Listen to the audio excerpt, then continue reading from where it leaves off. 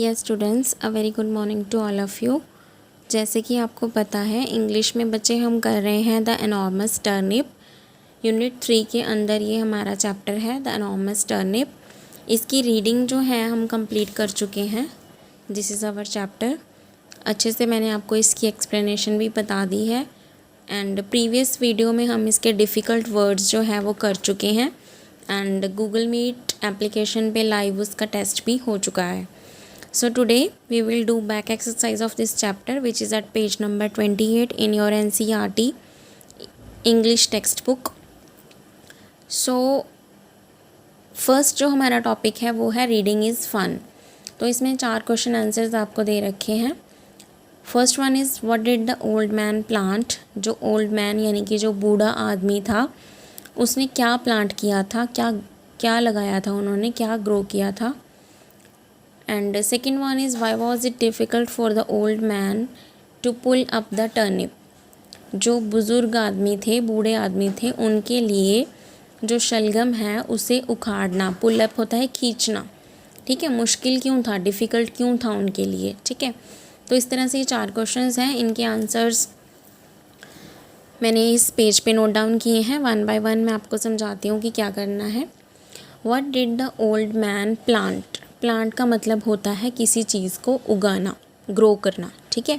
तो ये पूछ रहे हैं कि जो इस चैप्टर में ओल्ड मैन थे, आपने सभी ने इस चैप्टर को रीड किया होगा। You can see in this picture, ये जो पर्पल कलर का इन्होंने अपने सर पे जो स्कार्फ लगा रखा है, ये एक ओल्ड मैन है इस चैप्टर में। इन्होंने क्या उगाया था पूछ रहे हैं हमसे। तो इन्होंने क्या किया था, सम टर्निप सीड्स। एक बार एक बूढ़े आदमी ने शलगम के कुछ बीज जो थे वो मिट्टी में बीज दिए थे, ठीक है। उन्होंने क्या उगाया था, सम टर्निप सीड्स। और टर्निप सीड यानी कि शलगम के जो बीज थे वो बड़े होके क्या बन गए, टर्निप बन गई। ऑब्वियसली जब हम किसी चीज़ के सीड्स लगाते हैं, बीज लगाते हैं, तो उसी चीज़ का प्लांट लगता है। तो प्लांट कौन सा था, टर्निप का था। एंड क्या प्लांट किया था उन्होंने, some turnip seeds. Okay, move on to question number 2। Why was it difficult for the old man to pull up the turnip. तो जो बूढ़ा आदमी था इस चैप्टर में, उनके लिए जो टर्निप उन्होंने उगाया था उसे बाहर पकड़ के खींचना। क्योंकि जब कोई चीज़ पक जाती है, जैसे कि रूट वाले जो प्लांट्स होते हैं, जैसे मिट्टी के अंदर ग्रो करते हैं, जो जैसे कि आपने रेडिश देखी होगी, कैरेट देखी होगी, पटैटोज़ होंगे, ग्राउंडनट होगी, ये चीज़ें मिट्टी के अंदर ग्रो करती हैं, ठीक है, इनसाइड। तो शलगम भी ऐसे ही होता है, टर्निप जिसे हम बोलते हैं। टर्निप आई होप सभी बच्चों ने देखा होगा। ये एक लेट मी शो चैप्टर में ही मैं आपको दिखा देती हूँ। Turnip, this is a turnip. ये आधा पर्पल कलर का होता है, वॉयलेट एंड पर्पल, और नीचे वाला जो हिस्सा होता है वो वाइट होता है। इसे हम शलगम बोलते हैं हिंदी में एंड इंग्लिश में इसका नाम टर्निप है। इसकी सब्ज़ी भी बनाई जाती है और इसे सैलड में भी यूज़ कर सकते हैं। इसे रॉ और कुकड दोनों फॉर्म में हम खा सकते हैं। मतलब हम शलगम को रॉ यानी कि कच्चा भी खा सकते हैं, कुकड मैंने उसे पका के सब्ज़ी की फॉर्म में भी खा सकते हैं, ठीक है। तो जो बूढ़ा आदमी था इस चैप्टर में, उनके लिए टर्निप को बाहर खींचना, जब टर्निप पूरा ग्रो हो गया उसके बाद उसे बाहर निकालना मुश्किल क्यों था। तो इसका आंसर है, इसके 2 आंसर्स हो सकते हैं। आपको जो अच्छा लगे या फिर जो आपको इजी लगे, आप दोनों में से वो लिख सकते हो। First one is because the turnip was enormous. तो जैसे कि इस चैप्टर का नाम द एनॉर्मस टर्निप है, एनॉर्मस का मीनिंग होता है वेरी बिग या फिर वेरी लार्ज, ग्रेट, उसे हम एनॉर्मस बोलते हैं। जो बहुत बड़ा हो, बहुत विशाल हो, उसे हम एनॉर्मस बोलते हैं। तो इसका आंसर ये है, because the turnip was enormous. जो टर्निप था वो एनॉर्मस था, बहुत ही बड़ा, बहुत ही विशाल था। और इसका आंसर ये भी लिख सकते हैं, अगर किसी बच्चे को एनॉर्मस जो वर्ड है ये डिफ़िकल्ट लग रहा है, मुश्किल लग रहा है, तो ही और she can write because the turnip was very big.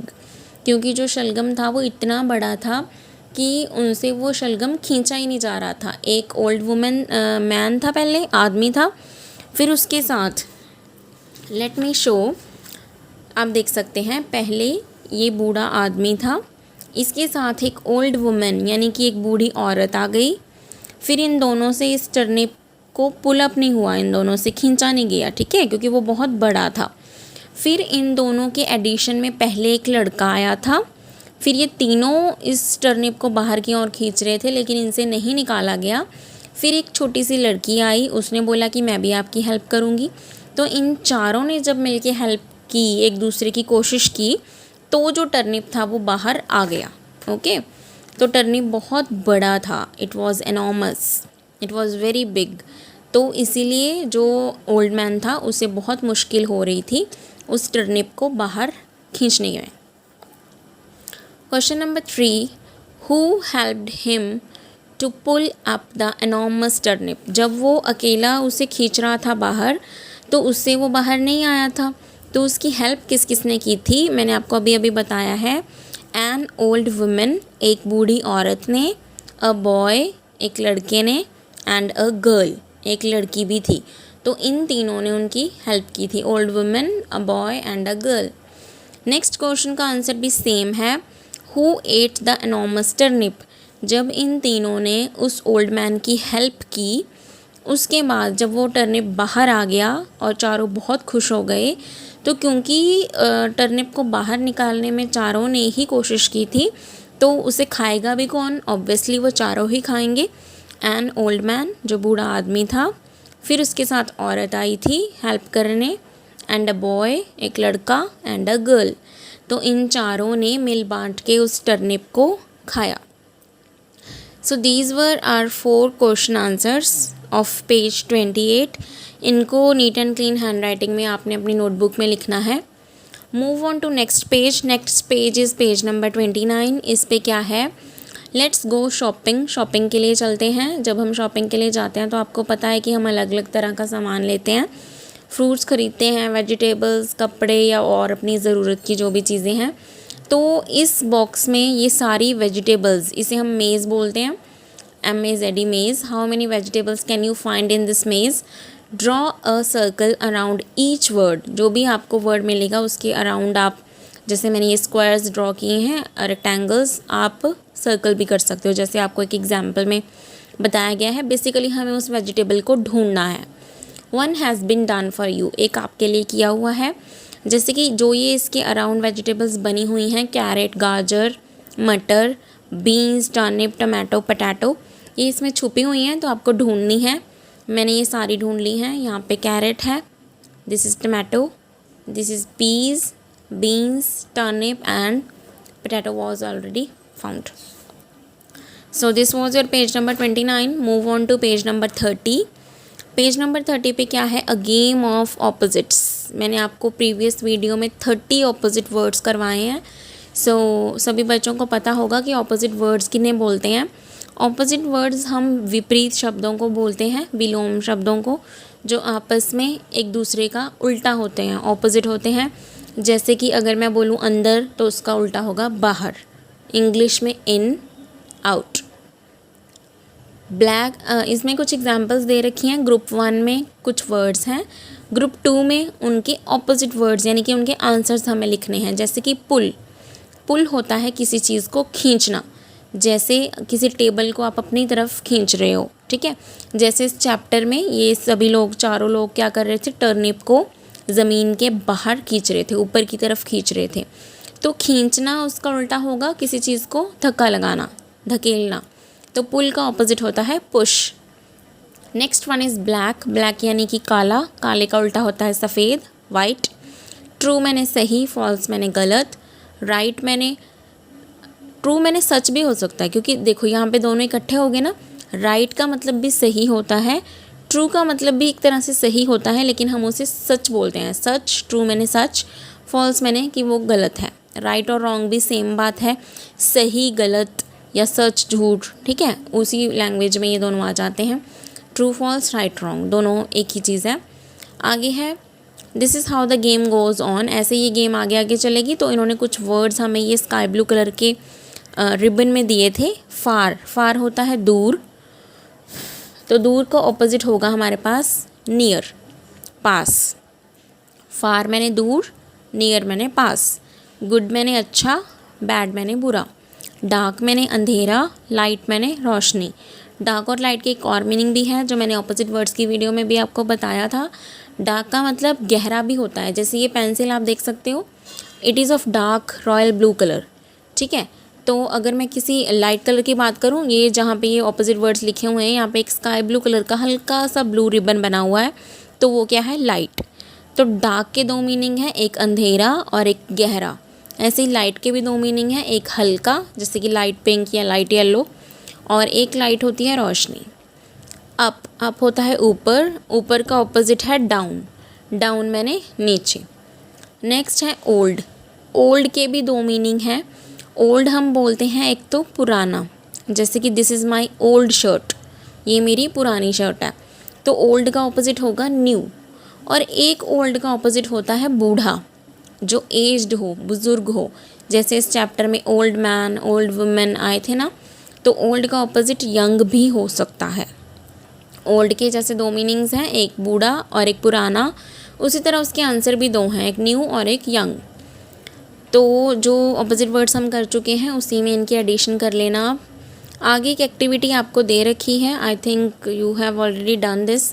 इसमें क्या है, हमें एक प्लांट ग्रो करना है, जैसे कि नॉर्मस टर्निप चैप्टर में हमें एक प्लांट के बारे में बताया गया है, उसी तरह से एक एक्टिविटी करनी है। इस एक्टिविटी के लिए आपको क्या क्या सामान चाहिए, थिंग्स रिक्वायर्ड, यहाँ पे लिखा हुआ है। एक आपको ग्लास चाहिए, एक blotting paper, some sand, some seeds of beans और राजमा। कोई भी बीन्स आप यूज़ कर सकते हैं, चने हो सकते हैं, राजमा या एनी बीन्स, कोई दाल पल्सेस भी आप यूज़ कर सकते हैं। तो आपने क्या करना है, बेसिकली किसी वेसल में, यहाँ पे ग्लास की बात की गई है, हमने क्या करना है, इस पेपर को ग्लास की अंदर वाली साइड लगा देना है। Place the sand in the glass, तो रेत जो होती है, बेसिकली मिट्टी, रेत, उसको ग्लास के अंदर डाल देना है। वेट द सैंड, फिर थोड़ा सा पानी अपने हाथ में लेके आप स्प्रिंकल भी कर सकते हैं, छिड़क सकते हैं उसके ऊपर, या फिर डायरेक्टली भी डाल सकते हैं। पर्पज़ क्या है कि जो रेत हमने डाली है वो गीली होनी चाहिए। Place a few seeds between the blotting paper and the glass, तो हमें कुछ बीज जो है वो ब्लोटिंग पेपर और ग्लास के बीच में डाल देने हैं, उसके अंदर डाल देने हैं, ठीक है। जैसे कि इस एक्टिविटी में आपको करके दिखाया है, see you can see in this glass, हमें पहले ब्लोटिंग पेपर लगाया है, उसके अंदर सैंड है, उसे हम थोड़ा सा वेट कर रहे हैं, गीला कर रहे हैं, और उसके अंदर वाली साइड ग्लास और ब्लोटिंग पेपर के बीच में सीड्स लगाए गए हैं। See that the seeds are separate from each other, बीज थोड़े दूर दूर होने चाहिए एक दूसरे से, ऐसे नहीं कि इकट्ठे डाल दिए। See how the roots and shoots of the seeds grow, then आप क्या देखोगे कि धीरे धीरे आप ऑब्जर्व करोगे, नेक्स्ट डे, उससे अगले नेक्स्ट डे, फिर नेक्स्ट डे, आपको दिखेगा कि नीचे की तरफ उस सीड्स की रूट्स आएंगी और ऊपर की तरफ उसका जो प्लांट है वो ग्रो करेगा, जिसे हम शूट बोलते हैं। कोई भी प्लांट जो होता है उसका ज़मीन में जो हिस्सा होता है, जड़ें, उसे हम रूट्स बोलते हैं, और जो ज़मीन के ऊपर बिल्कुल टिप्स पे, ऊपर टॉप पे जो प्लांट होता है उसे हम शूट्स बोलते हैं। And there is an another activity for all of you, make a friendship salad. तो सैलेड बनाना है, इसमें भी एक्चुअली सैलेड के लिए ज़रूरी नहीं है कि जो चीज़ें इन्होंने बताई हैं हम वही यूज़ करेंगे, क्योंकि हर पर्सन को जो सैलेड है वो अपनी चॉइस के अकॉर्डिंग पसंद होता है। किसी को फ्रूट सैलेड अच्छा लगता है, किसी को ये रॉ वेजिटेबल्स जो हैं ये वाला सैलेड अच्छा लगता है। तो जो इन्होंने सैलेड बताया है उसमें क्या है, 2 कैरेट्स, 2 गाजर चाहिए, 2 टमाटर चाहिए, और कुछ मटर, पीस जो होते हैं वो चाहिए। स्पूनफुल्स बताया, मतलब इसमें इन्होंने 2 स्पून्स, आप जो बड़े स्पून होते हैं, सर्विंग स्पून जिसे हम बोलते हैं, वो डाल सकते हो, और एक लेमन यानी कि एक नींबू चाहिए। सारी वेजिटेबल्स को अच्छे से वॉश कर लेना है, फिर छोटे छोटे पीसीज में कैरेट्स को, टमाटोज़ को हमें कट करना है, और उसमें जो मटर के दाने हैं वो भी वॉश करके डाल देने हैं, हरे जो पीस ग्रीन मटर होते हैं हमारे। कैरेट्स, गाजर डाल देनी है, टमाटोज़ डाल देने, और तीनों को अच्छे से मिक्स कर लेना है। फिर जैसे आपने देखा होगा, हम किसी भी सैलेड के ऊपर जो लेमन जूस है, नींबू का जो रस है, उसे स्क्वीज़ करते हैं। लेमन को ऊपर से, लेमन को पहले बीच में से हाफ़ कट करते हैं, देन उसे, उसमें से जो सीड्स होते हैं, नींबू के अंदर जो छोटे छोटे बीज होते हैं उन्हें निकाल के, तो उसको टॉप से पकड़ के हम उस पर स्प्रिंकल करते हैं, जो भी खाने वाली चीज़ के ऊपर हम उसे स्क्वीज़ करते हैं, दबा देते हैं, तो उसका जो जूस है वो बाहर आ जाता है, नींबू का रस। वो डालने के बाद हम अपने टेस्ट के अकॉर्डिंग हम जैसा भी सॉल्ट खाते हैं वो डालना है। देन उसे स्पून से अच्छे से मिक्स करना है and your salad is ready. तो आप इस सैलड को अपने फ्रेंड्स के साथ भी शेयर कर सकते हो। So this is an activity for you. Next one is how do you like to eat this vegetables, raw और कुकड। रॉ होता है कच्चा और कुकड होता है पकाया हुआ। सो आपको ये कुछ वेजिटेबल्स दे रखी हैं, आपको मैंने यहाँ पे फिल कर दिया है कि मुझे कौन सी वेजिटेबल कुकड फॉर्म में पकी हुई अच्छी लगती है और कौन सी वेजिटेबल मुझे रॉ अच्छी लगती है। तो आप अपनी चॉइस के अकॉर्डिंग यहाँ पे फिल कर सकते हो। जैसे कि गाजर मुझे कुकड फॉर्म में अच्छी लगती है तो मैंने लिख दिया है कुकड। गाजर का हलवा वो भी हम पका के ही खाते हैं, तो कैरेट मुझे कुकड ही अच्छी लगती है। टर्निप मुझे रॉ अच्छा लगता है, कच्चा खाना। पटैटोज़ तो हम कच्चे खा ही नहीं सकते, तो पटैटो को हम कुक करके ही खाते हैं। अनियंस सैलड में भी हम खाते हैं, तो रॉ लिखा है मैंने, और कईयों को कच्चा प्याज अच्छा नहीं लगता तो वो कुकड लिख सकते हैं। ऐसे ही बीन्स हैं। उसके बाद नेक्स्ट क्वेश्चन बॉटम में आपको दे रखा है, name 4 vegetables you ate last week, write their names here. So यहाँ पे भी आप अपनी चॉइस के अकॉर्डिंग आपने पिछले हफ्ते जो भी वेजिटेबल्स खाई हैं वो चारों आप यहाँ पे लिख सकते हो।